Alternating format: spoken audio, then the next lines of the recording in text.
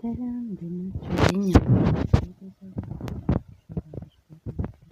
እንግዲህ ፋሲካን ልንቀበል ጥቂት ጊዜ ነው የቀረነው። ሕማማት የምትባለው ቀን ውስጥ ነው ያለን። እንግዲህ የኢየሱስ ክርስቶስ ሕማማት ማለት የምናስብበት ጊዜ ነው።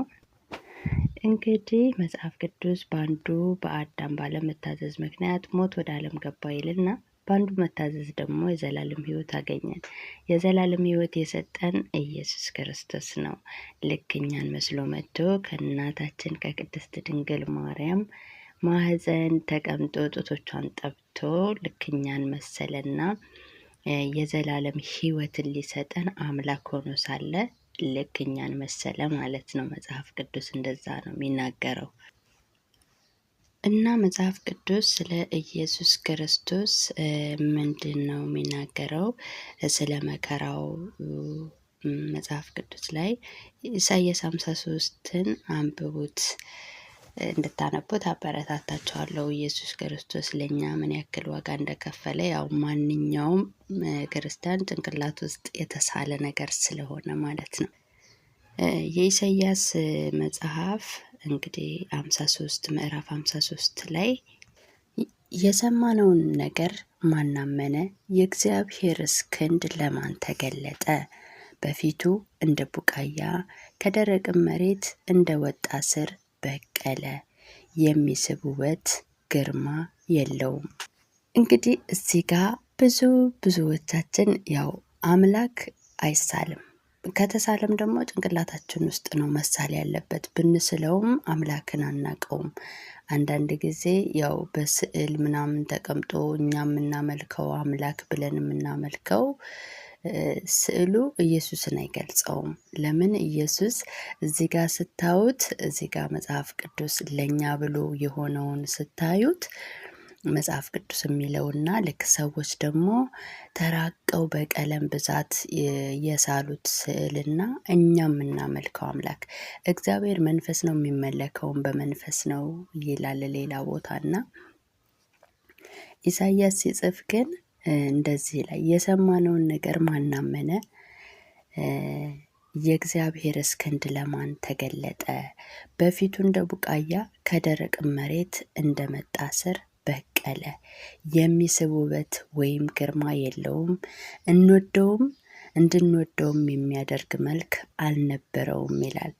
እና ኢየሱስ ክርስቶስ ለእኛ ይህን ያክል ነው ውበቱን ያጣው ማለት ነው። አምላክ እኮ ነው፣ ግን እኛን ባሪያዎቹን መስሎ ልክ ከኛ ጋር አንድ እንደሆነ ከእናታችን ከእመቤታችን ሲወለድ ገና ልክ እንደኛ 9 ወር፣ ከዛ ቀጥሎ ጡቶቿን ጠብቶ ከዛም በኋላ ደግሞ ስደት ሲመጣ ወደ ግብፅ ሀገር ይዛው ሄዳ በቃ ልክ እንደ ሰው የሰው መልክ እኛን ለመምሰል ማለት ነው። እና ግን እሱ የዘላለም አምላክ ነው። እንድንወደውም የሚያደርግ መልክ አልነበረውም። በሰዎች የተናቀና የተጠላ የሕመም ሰውና ስቃይ ያልተለየው ነበረ። ይችኛዋ ወር ማለት ይችኛዋ ሳምንት ናትና እንግዲህ በምድር የምድር አለቃ ነን የሚሉ ከኛ ወደ ማንም የለም እኛ ሕግ እናውቃለን የሚሉ በእነሱ እጅ ለእኛ ብሎ ተላልፎ ሰጥቶ እንደዚህ አይነት መልክ ነበር የያዘው ኢየሱስ ክርስቶስ። በሰዎች የተናቀ የተጠላ የሕመም ሰውና ስቃይ ያልተለየው ነበር።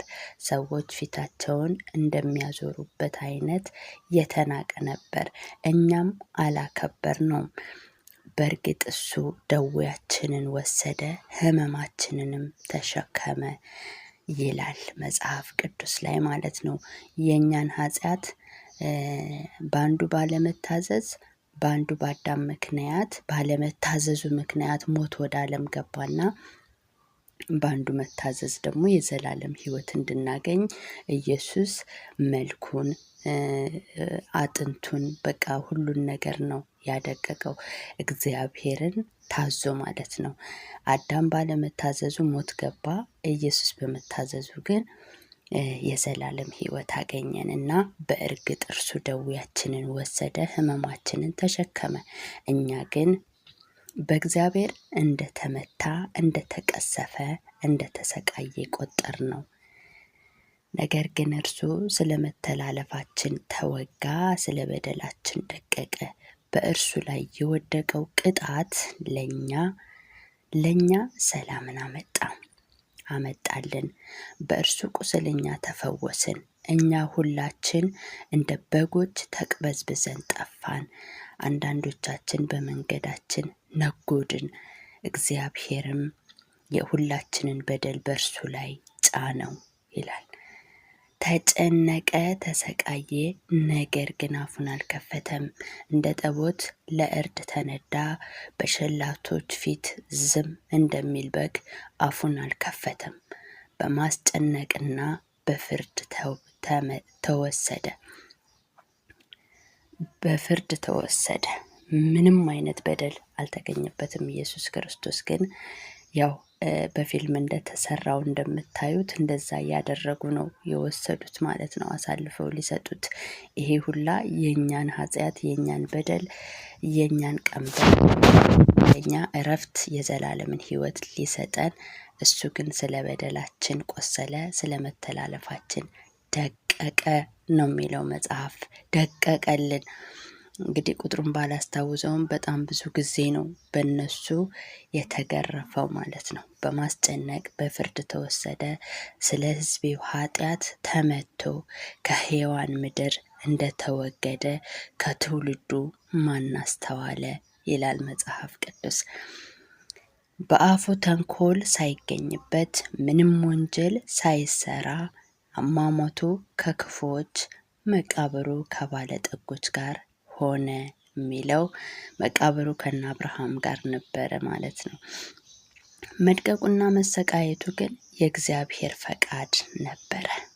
እግዚአብሔር ነፍሱን የኃጢአት መስዋዕት ቢያደርገውም እንኳን ዘሩን ያያል፣ እኛን ያያል ማለት ነው። እድሜው ይረዝማል፣ የእግዚአብሔርን ፈቃድ በእጁ ይከናወናል። ከነፍሱ ስቃይ በኋላ የሕይወት ብርሃን ያያል፣ ደስም ይለዋል። ጻድቅ ባሪያዬ በእውቀቱ ብዙዎችን ያጸድቃል፣ መተላለፋቸውንም ይሸከማል። ስለዚህ ድርሻውን ከታላላቆች ጋር እሰጠዋለሁ፣ ምርኮውን ከኃያላን ጋር ይካፈላል። እስከ ሞት ድረስ ሕይወቱን አሳልፎ በመስጠቱ ከክፉ አድራጊዎች ጋር በመቆጠሩ የብዙዎችን ኃጢአት ተሸከመ። ስለ አመፀኞችም ማለደ። ኢየሱስ ክርስቶስ ለዘለዓለም